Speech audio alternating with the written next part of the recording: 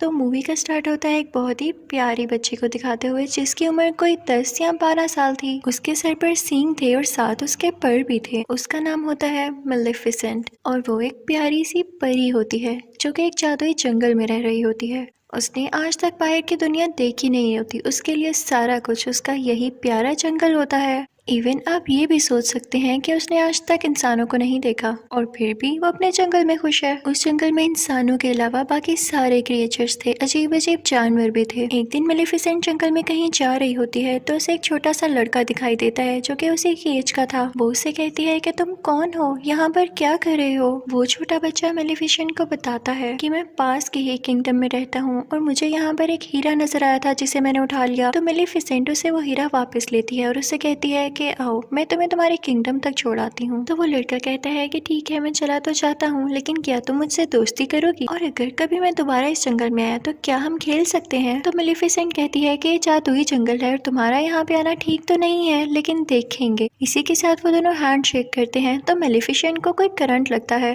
In fact उसे उस लड़के की पहनी गई लोहे के रिंग से करंट लगा था। वो बताती है कि लोहा परियों को जला देता है, तो आइंदा इसे पहनकर मत आना। इसके बाद हम देखते हैं कि वो लड़का अपने किंगडम में वापस चला जाता है, लेकिन जिस किंगडम से वो आया था वो किंगडम इस जंगल पे कब्जा करना चाहता था और इस लड़के के माँ बाप भी जिंदा नहीं थे। इसकी मेलेफिसेंट से काफी अच्छी दोस्ती हो चुकी थी और इनके दोनों के जहन में ये बात थी ही नहीं कि हम एक दूसरे के दुश्मन किंगडम से हैं। ये दोनों एक साथ खेलते रहे और इसी तरह कई साल गुजर गए। वो लड़का यहाँ आता रहता और मेलेफिसेंट और ये मिलके खेलते और अब ये दोनों बड़े हो चुके थे।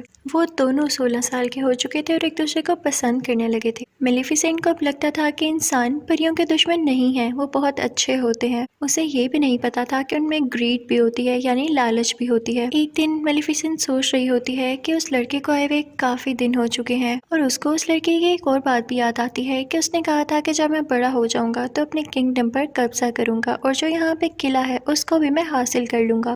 यानी मेलेफिसेंट को तो अभी भी ये समझ नहीं आ रहा होता कि वो लड़का लालची था। मेलेफिसेंट एक दिन अपने जंगल में बैठी होती है तो देखती है कि दूसरे किंगडम का राजा अपनी काफी ज्यादा आर्मी और घोड़ों के साथ उसके जंगल पर कब्जा करने आया है। मेलेफिसेंट अपने जंगल की परी होती है और वो अपने जंगल को प्रोटेक्ट करना अच्छे से जानती थी। वो उठ खड़ी होती है और अब काफी ज्यादा पावरफुल होती है। वो उस राजा से कहती है कि तुम मेरे जंगल में नहीं आ सकते। तो राजा कहता है मैंने तुमसे तो नहीं पूछा, और इसी के साथ वो अपने लोगों को ऑर्डर देता है कि मुझे इसकी डेड बॉडी चाहिए। अब राजा की आर्मी जंगल की तरफ जाने लगती है, लेकिन जंगल में से भी अजीबोगरीब क्रिएचर्स घोड़े पर बैठे हुए इन पर अटैक करते हैं और अब राजा और उसकी आर्मी पूरी तरह से जख्मी हो चुकी थी। सारे के सारे इंसान वहाँ से डर के भाग जाते हैं कि ये जंगल तो जादुई है और हमारे बस की बात नहीं है इनसे लड़ना। अब राजा अपने किंगडम में वापस चला जाता है। वो काफी बूढ़ा हो चुका था और काफी कमजोर भी। तो वो सब लोगों को इकट्ठा करता है और उनसे कहता है कि तुम सब जानते हो ना कि उस जंगल में कितना ज्यादा खजाना है, और मैं शुरू से तुम लोगों से यही कहता आ रहा हूँ कि हम उस पर कब्जा करेंगे। लेकिन अब जैसी मेरी हालत है मुझे नहीं लगता कि मैं वहाँ जाकर लड़ सकता हूँ, लेकिन मैं तुम लोगों से वादा करता हूँ कि जिसने उस मेलेफिसेंट को मार दिया मैं उसकी शादी अपनी बेटी से कर दूंगा। तभी उनमें से एक लड़का बाहर आता है और कहता है कि मैं जाऊंगा वहाँ पर।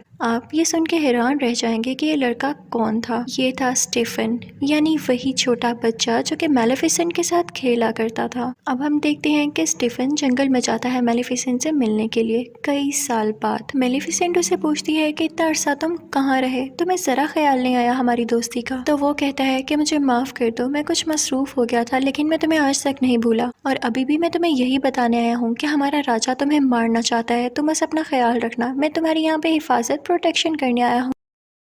और इसके बाद वो दोनों बातें करने लगते हैं। मेलेफिसेंट उससे कहती है कि मैंने तुम्हें माफ किया, क्योंकि उसको नहीं पता होता कि इंसान किस कदर बुरे हो सकते हैं। वो उस पर यकीन जो कर लेती है। लेकिन स्टीफन बहुत लालची इंसान था। वो उसे कोई नशे की दवाई पिला देता है पानी में, जिससे वो बेहोश हो जाती है। उसके बाद स्टीफन चाकू उठाता है और उसे मारने लगता है, लेकिन नाकाम रहता है। और फिर अगली सुबह जब हम देखते हैं कि मेलेफिसेंट की आंख खुलती है तो उसके पर नहीं होते, वहाँ पर उसके जख्म हुए होते हैं, जिसे देख के मेलेफिसेंट को अपनी आंखों पर यकीन नहीं आता और वो चिल्लाने लगती है, रोने लगती है, क्योंकि उसके खूबसूरत पर अब उसके साथ नहीं रहे थे। वो अब परों वाली परी नहीं रही थी। दूसरी तरफ हम देखते हैं कि स्टीफन मेलेफिसेंट के पर लेके राजा के पास आता है और कहता है कि ये लें, मैंने आपसे किया हुआ वादा पूरा कर दिया। राजा उससे बहुत खुश होता है और उससे पढ़ लेके उसे इस किंगडम का राजा बना देता है। और यहाँ पे स्टीफन का भी ख्वाब पूरा हो चुका था, उस लालची इंसान का ख्वाब। दूसरी तरफ जंगल में हमें मेलेफिसेंट दिखाई जाती है जो कि काफ़ी उदास थी क्योंकि वो अब उड़ जो नहीं पाती थी।